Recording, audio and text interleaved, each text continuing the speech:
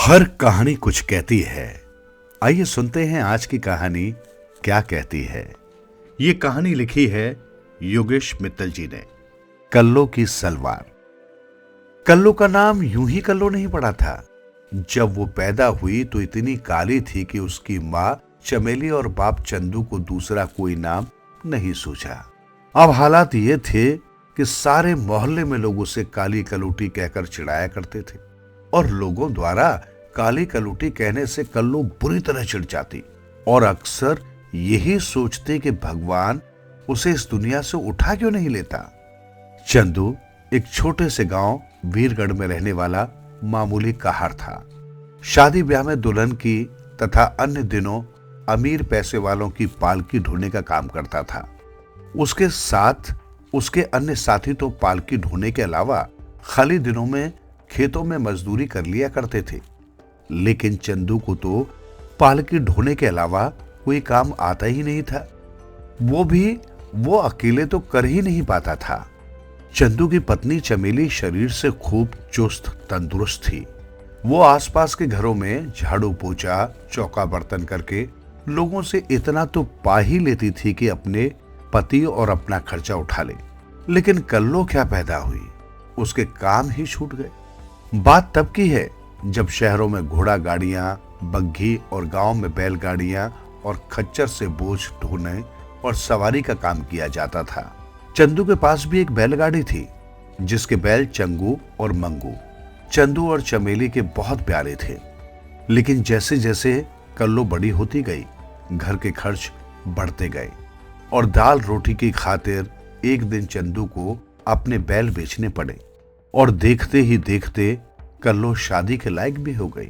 लेकिन चंदू और चमेली के घर की हालत बिल्कुल भी नहीं सुधरी। घर के तीनों प्राणियों को अक्सर भूखे या आधे पेट रहना पड़ता था और जहां कहीं भी वे कल्लो की शादी की बात चलाते, लड़के वाले कल्लो को देखते ही कह देते, ये तो भैंस से भी ज्यादा काली है, लगता है उसे कभी कोई पसंद नहीं करेगा, उसकी शादी कभी नहीं होगी। ये सोच सोचकर कल्लो उदास रहने लगी और अक्सर ये भी सोचा करती, माँ बाप पर बोझ बनी रहने से अच्छा है कहीं से थोड़ा जहर मिल जाए और मैं जहर पीकर मर जाऊं। उनके घर कपड़े भी अधिक नहीं थे। कल्लो के पास भी 2 कुर्ते और एक सलवार थी। दोनों कुर्ते घुटनों तक लंबे थे। उन्हें कल्लो बारी बारी से अदल बदल कर पहन लिया करती थी। मुश्किल तो सलवार धोने और धोकर सुखाने पर आती थी। जब भी धूप कड़ाकेदार निकलती, कल्लो अपनी सलवार धोकर सुखा देती, तो भी कल्लो को 3 दिन या 4 दिन तक बिना धोए सलवार पहननी पड़ती थी। मगर एक दिन गजब हो गया। कल्लो ने सलवार धोकर अपनी झोंपड़ी के सामने पड़े पुआल के ढेर पर सुखा दी और अपने घुटने तक लंबे कुर्ते में नाचती डोलती गुनगुनाने लगी, कल्लो की आएगी बारात, करेगा दूल्हा आके बात। उसी समय हवा का एक बहुत तेज झोंका आया और सलवार पुआल के ढेर पर से उड़ गई। कल्लो चीखी, अरे रुक रुक रुक जा मेरी सलवार, अरे कहाँ जा रही है, रुक जा कमबख्त। मगर सलवार के भी कहीं कान होते हैं, वो उड़ती रही। कल्लो सलवार के पीछे दौड़ी। दौड़ते दौड़ते वो चिल्ला रही, रुक जा री निगोड़ी रुक जा, मेरे पास दूसरी नहीं है, तू भी उड़ जाएगी तो मैं क्या पहनूंगी।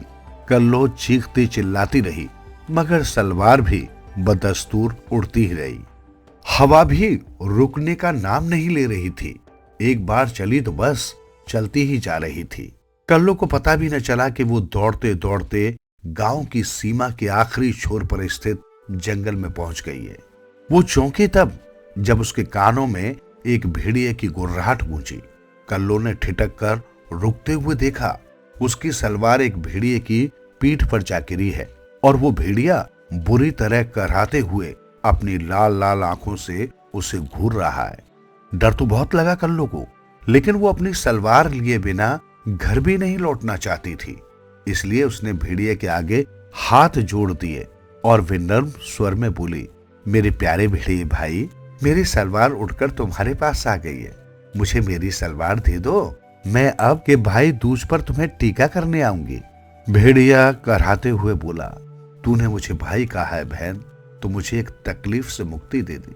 मेरे पीछे के दाएं पैर में एक कांटा छुप गया है, जिसकी वजह से मैं चल फिर नहीं पा रहा हूँ और दर्द भी बहुत हो रहा है। मेरे पैर से वो कांटा निकाल दे बहन। कल्लो आगे बढ़ी और उसने भेड़िए के पिछले दाएं पैर का कांटा निकाल दिया। भेड़िए का दर्द कम हो गया, वो खुश हो गया।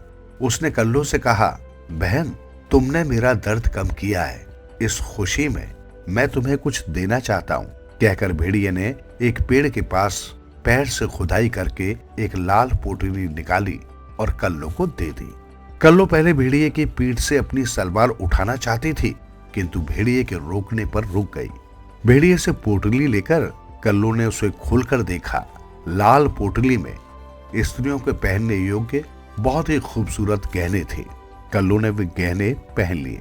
गहने पहनकर वो बहुत खूबसूरत लगने लगी। कहा भी जाता है गहनों से औरत की खूबसूरती दुगनी चौगुनी हो जाती है। गहने पहनकर कल्लो भेड़िए की पीठ पर से अपनी सलवार उठाने के लिए आगे बढ़ी, लेकिन तभी बहुत तेज हवा का झोंका आया और सलवार एक बार फिर उड़ चली। अरे रुक जा रे मेरी सलवार। कल्लो चिल्लाते हुए फिर से सलवार के पीछे दौड़ी, लेकिन सलवार उड़ती रही। हे भगवान, एक तो मेरी शादी नहीं हो रही, घर में खाने के भी लाले हैं और पहनने के लिए दूसरी सलवार भी नहीं है। कल्लो दौड़ते दौड़ते रोने लगी। इससे तो अच्छा है मुझे मौत दे दे, मुझे इस दुनिया से उठा ले भगवान। रोते रोते कल्लो उड़ती सलवार के पीछे दौड़ती रही और फिर अचानक ही उसकी आंखें फट पड़ी और कदम ठिठक गए। सामने एक पहाड़ी गुफा थी और गुफा के बाहर एक खूंखार शेर बैठा हुआ सुस्ता रहा था। कल्लो की सलवार शेर के सामने जा गिरी थी। कल्लो की गिग्गी बंध गई। डरते डरते वो शेर से बोली, ताऊजी मेरी सलवार आपके चरणों में आ गिरी है, अगर आप आज्ञा दे दें तो मैं उठा लूं। जरूर, शेर ने कहा, लेकिन मैं खा पीकर आराम कर रहा हूं और अचानक मेरी पीठ में खुजली होने लगी है। क्या तुम थोड़ी देर के लिए मेरी पीठ खुजा दोगी? हाँ हाँ ताऊजी, जरूर खुजा दूंगी, कल्लो ने कहा। पर मन ही मन वो सोच रही थी, कहीं ये शेर मुझे खा न जाए। यदि खा भी जाएगा तो अच्छा है, मेरी शादी भी नहीं हो पा रही है। अम्मा बाबूजी मेरी शादी की बात सोच सोच कर परेशान हो रहे हैं। शेर मुझे खा जाएगा तो उनकी चिंता परेशानी भी हमेशा के लिए दूर हो जाएगी। डरते डरते कल्लो शेर के निकट पहुंची और उसकी पीठ खुजाने लगी। वाह वाह, तुम तो बहुत अच्छी तरह पीठ खुजलाती हो, शाबाश, मेरी खुजली मिट गई। अब तुम अपनी सलवार उठाकर जा सकती हो। कल्लो शेर के आगे पड़ी अपनी सलवार उठाने के लिए उसके मुंह की ओर बढ़ी ही थी कि एकाएक फिर से हवा का एक तेज झोंका आया और सलवार उड़कर दूर पहुंच गई। अरे रुक जा मेरी सलवार, कल्लो चिल्लाई, क्यों मुझे दौड़ा रही है? देख मैं थक भी गई हूं, मुझसे और नहीं दौड़ा जाएगा। सुनो लड़की, सलवार के पीछे दौड़ती कल्लो के कानों में अचानक शेर की दहाड़ जैसी आवाज पड़ी और वो रुक गई। सुनो लड़की, शेर आगे कह रहा था, मेरी गुफा के सामने लगा पत्थर हटाओ और अंदर जाओ। अंदर घुड़सवारी के लायक एक बहुत शानदार घोड़ा है, जिसे मैंने दौड़ा दौड़ा कर इस गुफा में पहुंचाकर बंद कर दिया है। मेरा इरादा अगले हफ्ते अपने दोस्तों के साथ एक दावत में उसे भोजन बनाने का था, लेकिन तुम थकी हुई लग रही हो और तुमने मेरी पीठ की खुजली दूर की है, इसलिए मुझे तुम पर दया आ रही है। तुम वो घोड़ा ले जाओ और अपनी सलवार को हवा में दूर जाने से बचाओ। कल्लो ने गुफा के सामने का पत्थर हटाया। पत्थर हटाते ही अंदर कैद घोड़ा बाहर आ गया। घोड़े की पीठ पर एक जीन भी कसी हुई थी और लगाम भी लटक रही थी। स्पष्ट था कि वो किसी योद्धा का घोड़ा था जो भटककर शेर की गुफा में आ गया था। कल्लो तुरंत ही उछलकर घोड़े पर सवार हो गई और उसके लगाम थाम ली। फिर चारों ओर नजर दौड़ाई। हवा के तेज झोंके से उड़ती हुई दूर जा रही सलवार कल्लो को तुरंत दिखाई दे गई। कल्लो ने घोड़े की लगाम खींची, उसे उसी दिशा में दौड़ाया जहां सलवार उड़ रही थी।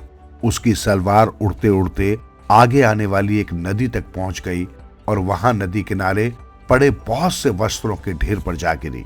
नदी किनारे पहुंचकर कल्लो ने लगाम खींचकर घोड़े को रोका और चारों तरफ नजर दौड़ाई। फिर उन कपड़ों को देखा जो नदी के किनारे पड़े थे। वो किसी पुरुष के कपड़े थे और सारे कपड़े बड़े कीमती थे। कल्लो ने अपनी सलवार उठाई और चारों तरफ एक बार फिर देखा। उसे आसपास कहीं कोई दिखाई नहीं दिया। फिर भी एक पेड़ की ओट में खड़े होकर कल्लो ने अपनी सलवार पहनी और फिर नदी किनारे पड़े कपड़ों की ओर पहुंची। ये कपड़े तो बहुत कीमती हैं, इन्हें भी मैं अपने साथ ले चलूं, कल्लो ने सोचा। अपने बापू को ये कपड़े दूंगी, बापू पहनेगा तो बड़ा सुंदर लगेगा। ये सोचते हुए कल्लो उन कपड़ों की ओर बढ़ी। तभी नदी के पानी से एक सिर बाहर निकला और तेज आवाज आई, हर हर गंगे। जिस व्यक्ति का सिर बाहर निकला था वो सांवले रंग का एक बलिष्ठ पुरुष था।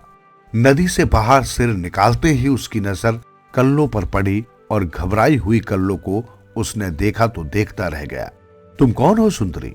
उसने नदी से बाहर आते हुए पूछा और फिर अचानक उसने घोड़े को देखा जिस पर सवार होकर कल्लो नदी किनारे आई थी। अरे ये तूफान कहां से आ गया? वो व्यक्ति घोड़े को देखते ही बोला। तूफान? कल्लो चौंकी। कौन तूफान? ये घोड़ा, ये मेरा ही घोड़ा है। 2 दिन पहले जब मैं इस नदी में नहाने आया था तभी अचानक एक शेर की दहाड़ सुन डर कर कहीं भाग गया था, पर आज अचानक ही यहां कैसे आ गया? उस आदमी ने कहा। इसे तो मैं लाई हूं, कल्लो ने कहा। तुम कौन हो और यहां कैसे आई? नदी के इस क्षेत्र में तो मेरी मर्जी के बिना कभी कोई आ ही नहीं सकता, उस दबंग व्यक्ति ने कठोर स्वर में कहा तो कल्लो डर के मारे रोने लगी। कल्लो को रोता देख उस व्यक्ति को कल्लो पर बहुत तरस आया और रोती हुई कल्लो के आंसुओं ने उसे विचलित कर दिया। अरे सुनो, रो मत, भगवान के लिए रो मत, मैं तुम्हें रोते नहीं देख सकता। वो व्यक्ति अपना बदन पहुंच किनारे पर रखे कीमती कपड़ों को पहनते हुए बोला। कल्लो और जोर से रोने लगी। ये देख वो व्यक्ति शीघ्रता पूर्वक कल्लो के समीप आ गया और उसने अपने दोनों हाथ कल्लो के गालों पर रख उसका चेहरा अपने हाथों में ले लिया और बड़े प्रेम से बोला, रो मत और मुझसे डरो मत। मगर कल्लो फिर भी रोती रही तो डपट कर उस व्यक्ति ने कहा, चुप, बिल्कुल चुप। कल्लो चुप हो गई तो उस व्यक्ति ने घोड़े की ओर देखते हुए आवाज लगाई, तूफान। घोड़ा तुरंत ही उस व्यक्ति के निकट आ गया। वो व्यक्ति उछलकर घोड़े पर सवार हो गया और उसने कल्लो का हाथ पकड़कर उससे भी घोड़े पर खींच लिया और अपने आगे बैठा लिया। फिर घोड़े को एड़ मारी तो घोड़ा सरपट दौड़ने लगा। अरे मुझे कहां ले जा रहे हो? छोड़ो मुझे घर जाना है, कल्लो चिल्लाई तो घोड़ा दौड़ाते दौड़ाते उस शख्स ने पूछा, कहां है तुम्हारा घर? वीरगढ़ में, कल्लो बोली। वो तो यहां से बहुत दूर है, ये तो मेरा राज्य लखनपुर है। वीरगढ़ से यहां तुम कैसे आ गई? उस घुड़सवार ने सवाल किया। शर्म के मारे कल्लो कुछ न बोली। हां, उस राजा के मधुर शब्दों से उसका डर निकल गया और रोना बंद हो गया। थोड़ी देर में घोड़ा एक बहुत ही खूबसूरत राजमहल के प्रांगण में पहुंचकर रुक गया। द्वार पर खड़े पहरेदारों ने अपने राजा को देखकर सिर झुकाया, लेकिन राजा के साथ कल्लो को देखकर सभी चौंक गए। घोड़े पर से कल्लो को उतारकर राजा उसे अपने साथ खींचते हुए राजमहल में ले गया। राजमहल में तुरंत ही राजा के सामने कई दासियां उपस्थित हुई तो राजा ने कल्लो की ओर इशारा करते हुए कहा था कि पिछले महीने राज ज्योतिषी जी ने हमें गुप्त रूप से बताया था कि एक दिन नदी में स्नान करते हुए हमारा सामना एक खूबसूरत लड़की से होगा। हम अगर उसी लड़की से विवाह करेंगे तो हमारा राज्य दिन दूनी रात चौगनी तरक्की करेगा। और जब से राज्य ज्योतिषी जी ने हमें ये बताया था, हम रोज नदी में स्नान करने जाया करते थे और आज हमें लखनपुर की महारानी मिल गई हैं। दासियों, इन्हें खूब सुगंधित जल से नहलाओ और अच्छे अच्छे कपड़े तथा बेशकीमती जेवर पहनाकर तैयार करो। हम आज ही इनके साथ विवाह करेंगे। विवाह? कल्लो चौंकी। उसे अपने कानों पर विश्वास ही नहीं हुआ कि वो किसी राजा की रानी बनने जा रही है। क्यों रानी? राजा ने मुस्कुराते हुए कल्लो से पूछा, मुझसे विवाह करोगे ना? मैं कैसे कहूं? इसका फैसला तो अम्मा और बाबूजी करेंगे।